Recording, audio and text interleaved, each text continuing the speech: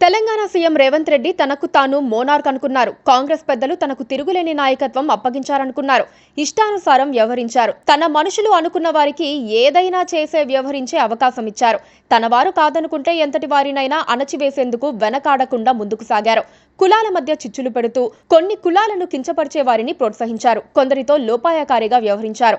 తన కులాన్ని తిట్టినా చూసి చూడనట్లుగా వ్యవహరిస్తూ తాను అధికారంలో ఉంటే చాలనుకున్నారు. అదే ఇప్పుడు బూమరాంగ్ అయింది, బ్యాక్ ఫైర్ అయింది. ఎమ్మెల్సీ ఎన్నికల్లో పార్టీ పరాజయానికి కారణమైంది. రేవంత్ నాయకత్వానికి అసలు సవాలు మొదలైంది. తెలంగాణ ఎమ్మెల్సీ ఎన్నికల్లో అనూహ్య ఫలితాలు వచ్చాయి. అవి కాంగ్రెస్ కు మాత్రమే అనూహ్యం అనుకోవాలి.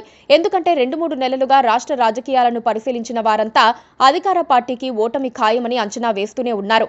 సీఎం రేవంత్ రెడ్డి తీరును అర్థం చేసుకున్న వారంతా కూడా ఏదో జరగబోతోందనే లెక్కగట్టారు. ప్రతిపక్షంలో ఉన్నప్పుడే ఎమ్మెల్సీ ఎన్నికల్లో గెలిచిన కాంగ్రెస్ ఇప్పుడు మాత్రం ఓడిపోతుందని చాలా మందికి తెలిసిపోయింది. వారి అంచనాలే కరెక్ట్ అయ్యాయి. తెలంగాణలో జరిగిన 2 టీచర్ ఎమ్మెల్సీ స్థానాల్లో బీజేపీ ఒకటి గెలుచుకోగా, ఒకటి పీఆర్టీయూ మద్దతుతో బరిలో నిలిచిన శ్రీపాల్ రెడ్డి విజయం సాధించారు.